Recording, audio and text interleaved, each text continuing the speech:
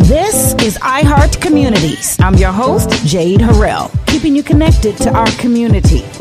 On Monday evening at Washington University School of Law, join us for the screening of Hidden Figures, along with a panel discussion of amazing St. Louis African-American women. Moderated by Dr. Christy Griffin, founder and president of the Ethics Project. I am so glad to be joined today by, of course, Dr. Christy Griffin of the Ethics Project. Thank you for being with us. Thank you for having me. Absolutely. And Bethany Williams, an area engineer with the Department of Transportation of Missouri, and Nicole Adewale, who is the co-owner and founder of ABNA Engineering. Dynamic ladies. And Dr. Griffin, you always stir up a meaningful and in-depth conversation that is always well-timed and much needed. And this is no different. Tell me about what inspired you to screen the film and then go into a deeper conversation. The inspiration for the film, it's part of a series that we do in partnership with Washington University School of Law. Mm-hmm. And this was the perfect time. It's Black History Month. We are days away from Women's Month as well. So to be able to recognize the brilliance of these African American women and bring it back to light, not only to see what information is provided in the film, but to also actually have real live Black female women engineers. That's right. To be able to engage in a conversation is just a phenomenal opportunity. Absolutely. So Hidden Figures hit the scene about this time last year and really transformed our thinking. One, when you say Hidden Figures, that's the question of, well, who knew? And by our panel here and the panel that you have at your upcoming event is more evidence that we really don't know how many dynamic women are behind much of the advancements, the transformations, the discoveries that have happened in almost every area of our development. So when you saw the movie, what was one of the first things that came to mind for you? What were some of your feelings? Well, as one who is not very taken with math, I was incredibly impressed that these women had that capability.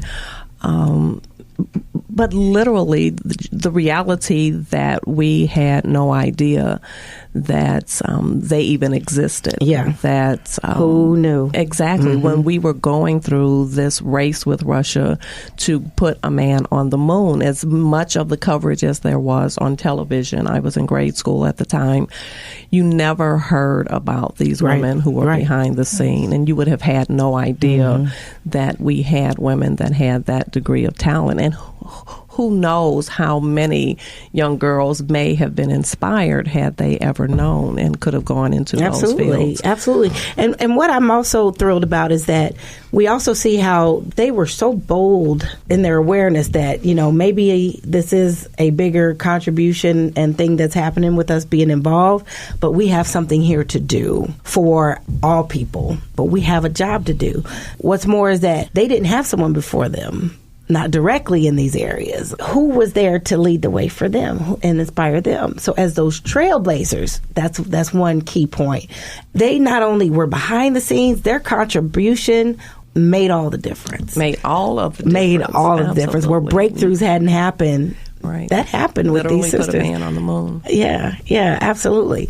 Well, then introduce me to your guests today and why you chose to have these two dynamic ladies be a part of our conversation here. Well, this is Miss Bethany Williams, who comes to us through MoDOT. It actually was part of a conversation I explained to her this morning that we engaged in regarding the changes being made on Natural Bridge. Mm-hmm. And so we were introduced via that conversation, and just the fact that she is a young African-American woman and an engineer, again, we wanted to be able to introduce the audience, male, female, and young girls and others, that these people actually do exist. Nicole Adewale is actually one of our board members with the Ethics Project, so I've known her for a while. My son was in engineering at Morehouse, which I just found out in watching the movie, probably for the fourth time. Much of the NASA buildings that are represented in the movie were actually filmed in Morehouse. But he was in engineering and eventually graduated with a degree of physics. But it always impresses me, anyone who is able to go that into capacity, those that capacity and that mind is a beautiful mind. And I think what our goal then and what we're looking forward to doing here today is making sure that this isn't a who knew conversation anymore. It'll be a I know. And we want to be sure that you know about Ms. Williams, that you know about Ms. Adewale, that you know about Dr. Marva Robinson and Dr. Cheryl Watkins Moore and Empress Sanders, that these are the ladies, the people of your neighborhood, essentially, that you have not only awareness but access, and you are a part of that legacy and energy. Well, then engineering blows us away. Christy and I are going, wow, you got such a pretty brain. How did you find an interest, pursue your interest? Did you know as a little girl that this is what you wanted? Did you know about ladies like this? Well, I will say that starting early, I've always had a love for science and math. My first love has always been science. Started off more of the nursing route. I did have that trailblazer in my life. It was my grandfather that was a civil engineer. So I've always had a love, respect for transportation and how we move people in the world when it pertains to transportation. When I went off to college, Southern University, it was like, okay, engineering, nursing school, and I had to make a decision. And I met the college, the dean of engineering at the time, and he was like, you should come and visit me and let's talk about engineering and see what you can do. And so I took one class, an intro to engineering class, and I was just completely hooked from that point. But I will say, as a child, I did do junior NSBE, and I was exposed to universities that had engineering programs in summer schools and summer classes that I was able to attend and go to. And so now I've just found my way, and I see that's what brings so much joy. Yeah. I like to see the understanding and how we move traffic and how we build bridges that move people and move mobility across the state. One good thing, being from the South, it's one aspect of engineering, but living here in Missouri, I get to see the four seasons and different elements. So that is something that I really enjoy working in, as well as identifying how do we build structures and we continue to move people with our throughways. And for one thing, Missouri is it sits in the middle, and we have so many people that utilize our roadways moving goods throughout the state. And so it's important that we continue to build on our transportation system and improve our system. So as area engineer for North County, I find it that mobility, moving people, is something that's very important now. And so that's what I spend most of my time trying to identify. How do we move people just like we move vehicles across this city and across the county? So it's a joy that I've always had, something that I enjoy doing, and just being able to incorporate my love for people and engineering is something that just drives me every day. So you still get to engage people? Yes. So now my new job, I get to engage more people, where before I did mainly construction projects, bridge projects, the Mississippi River Bridge project downtown. I was one of the inspectors on that job. So I got to see a lot of engineering. I first started in the laboratory looking at materials, and I've always been a person that's about the foundation, the structure of how something is built. And even my personal life, I try to make sure that my foundation is solid before I build upon where I'm going in life. So I started out in materials, looking at different materials, looking at different aggregates and different types of sciences, X-ray, tomography. How does that move and identify different characteristics of aggregates that we can use in our roadways? So it's always been a passion. Wow.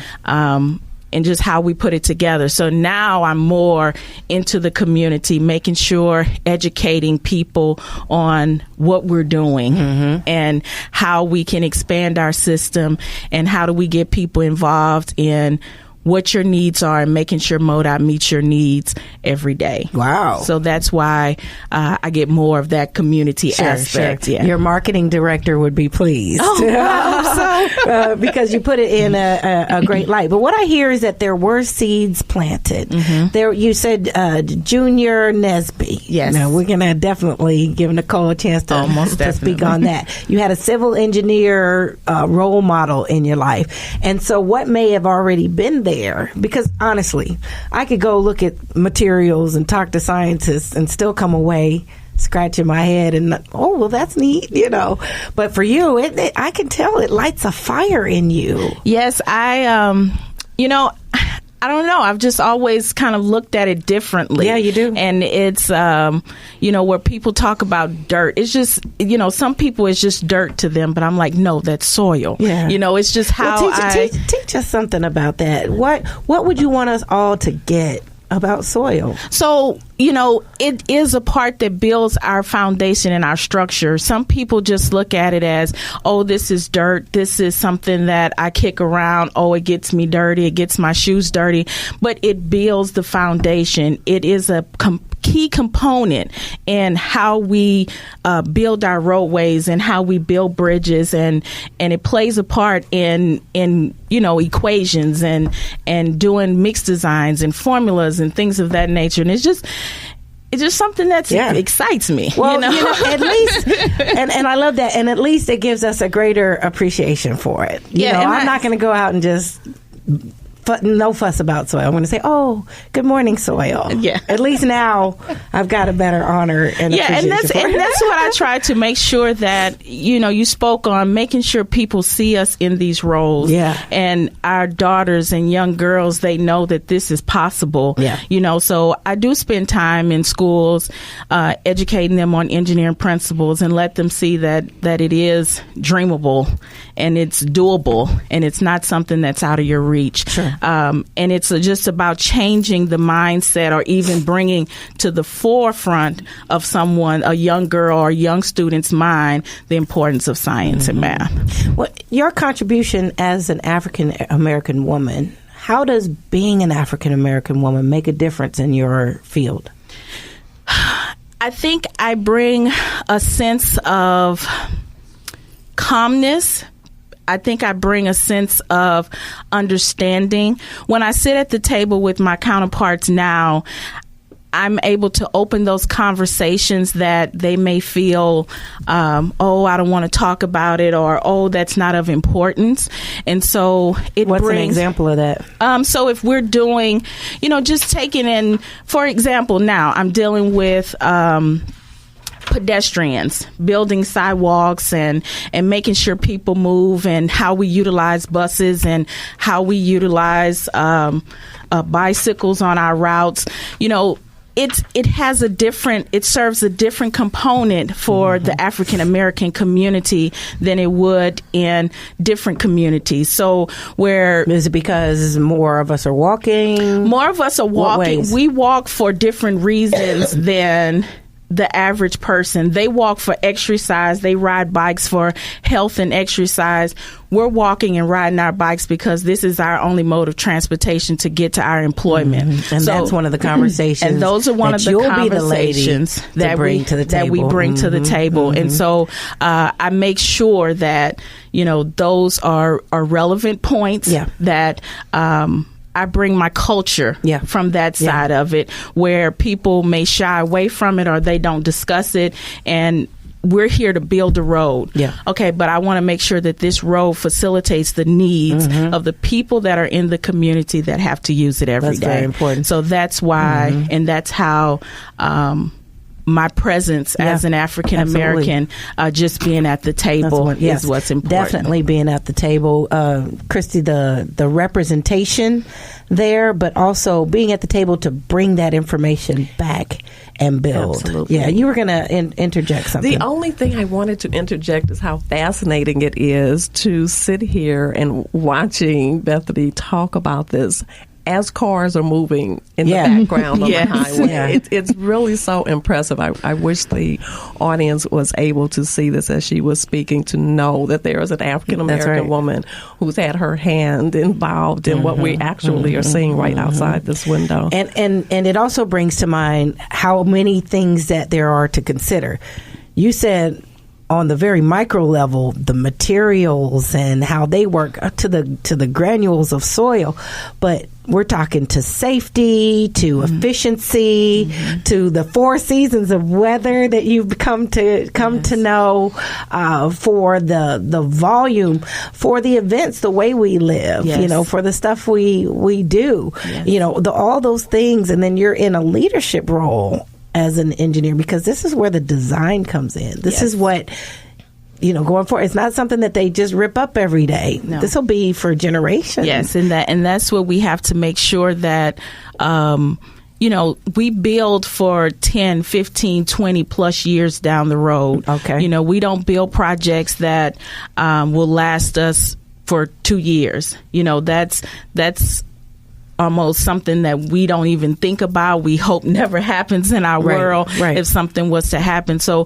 when we build and engineer, it's so many minds, computer programming, calculations that go into making sure something can live a lifespan of 20 to 50 years. When we touch a project, it's our hope and desire that we don't have to go back there for the next 20 years or the next 10 years. And so all of that plays a part in the formulas and how we design and we do every day. And then that brings in your desire and importance for foundation. Yes. Lay it right. Yes. Get it established. Yes. Initially. Yes. So that all the rest can sustain and build from there. Yes. That's fantastic. Yeah. That's fantastic.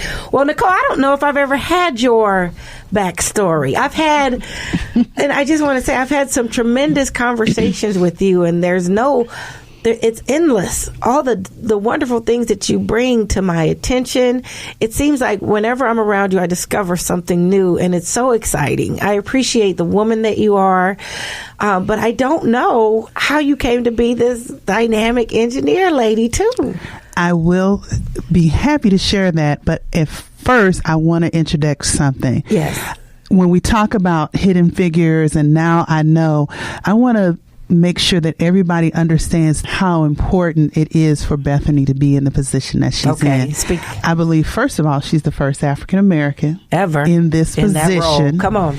And an area engineer is akin to a county council member, because while there are a lot of technical aspects that she continues to deal with, it is her job to advocate for people within her area and ensure that the people are taken care of. So you affect policy too?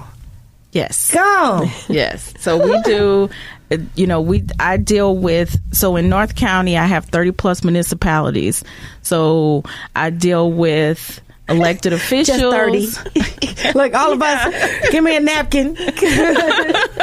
So, dealing with elected officials and making sure they understand transportation and the importance and the needs, and that community outreach, I feel like it has been a breakdown in some of our areas when it pertains to transportation.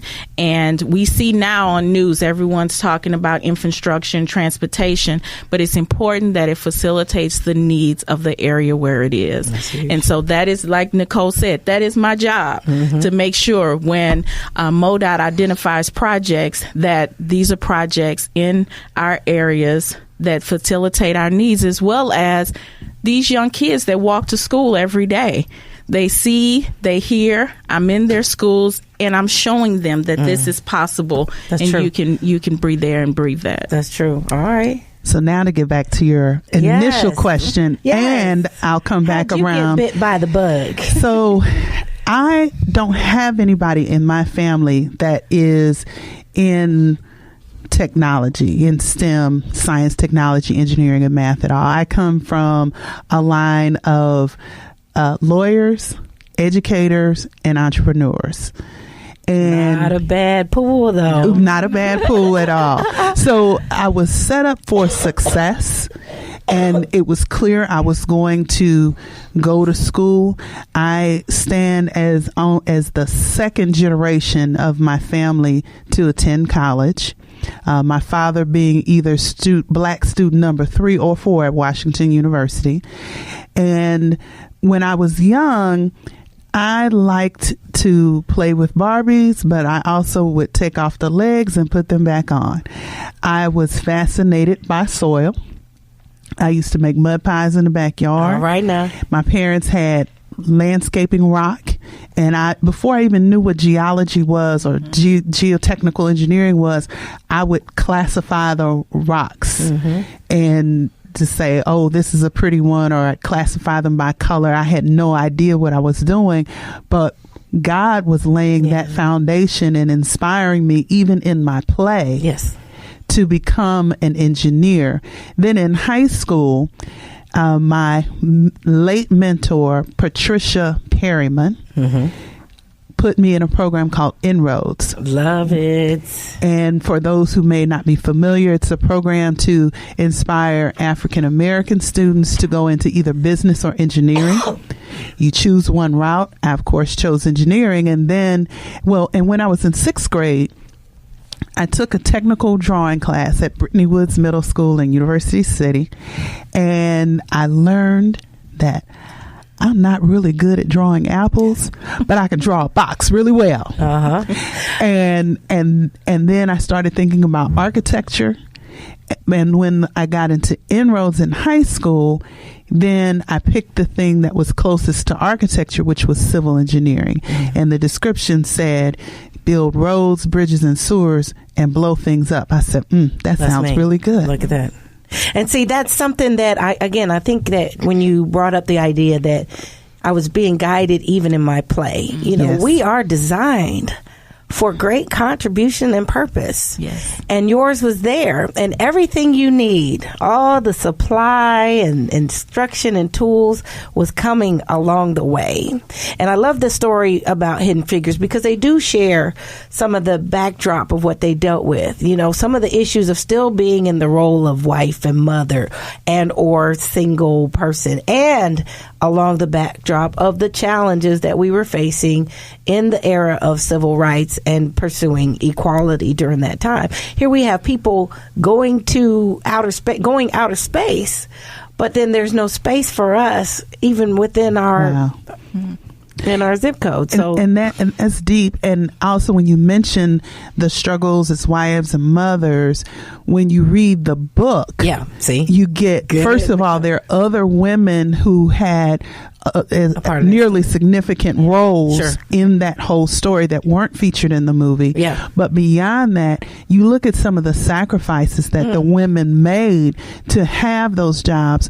One of them, I believe that it was Dorothy Johnson, was away from her family almost for a year to take the job till she earned enough for them to move where she was.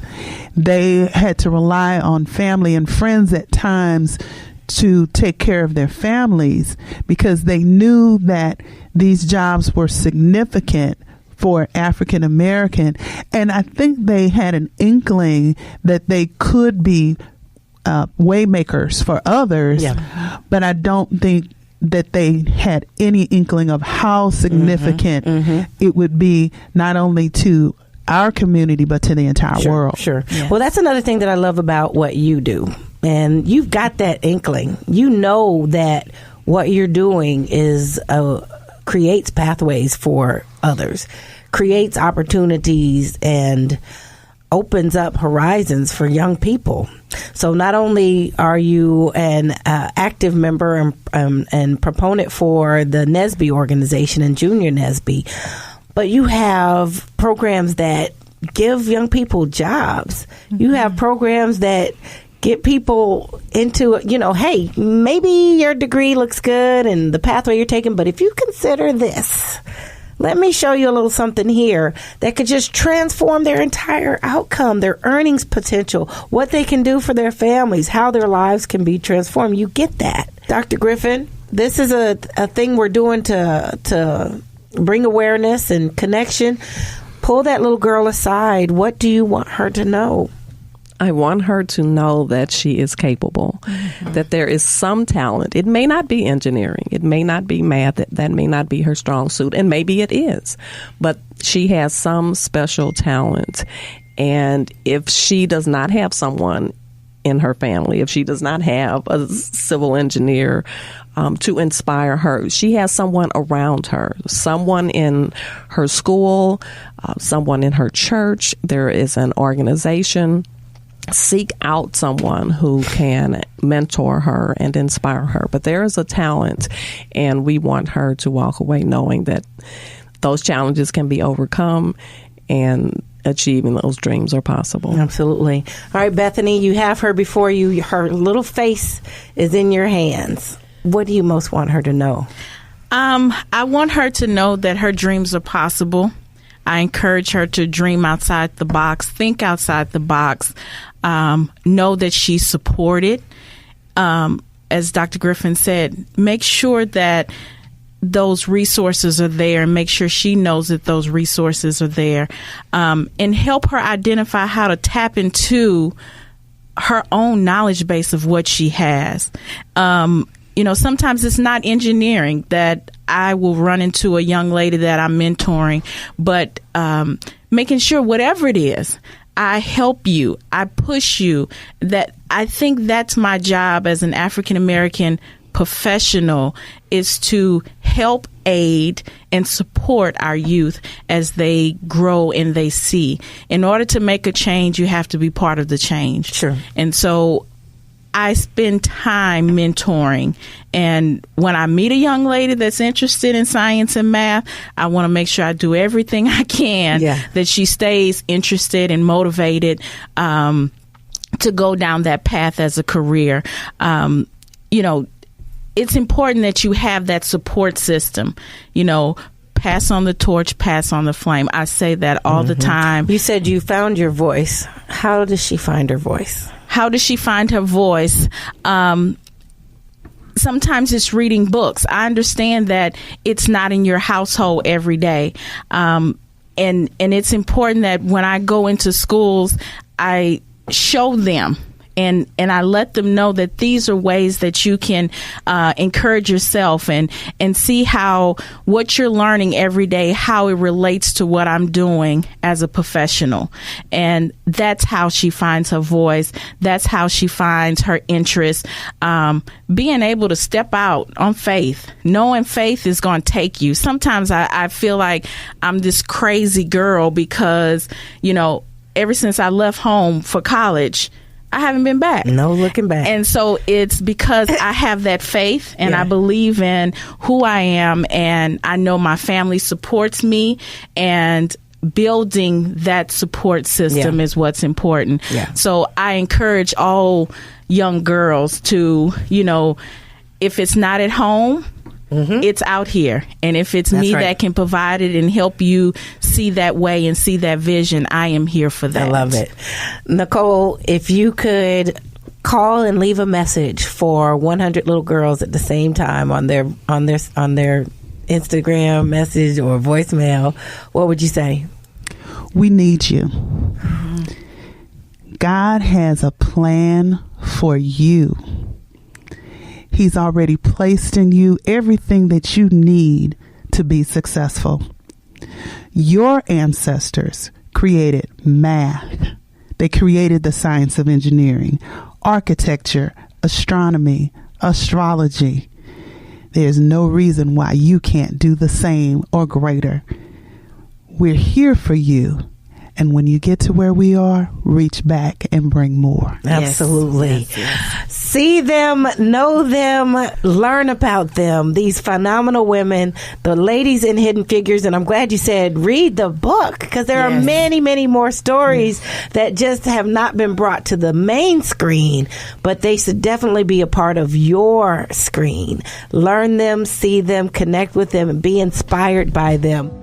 Film and panel discussion on Monday, February 12th at Washington University School of Law. Doors open at 6 p.m. and the film starts at 6:15 with the panel discussion immediately following. Join us and see Hidden Figures in a way you've never viewed it before. Spread the word, bring your daughters, nieces, and neighbors, and ignite a spark. Join the screening and conversation with this dynamic panel of women, and let them never again be hidden figures.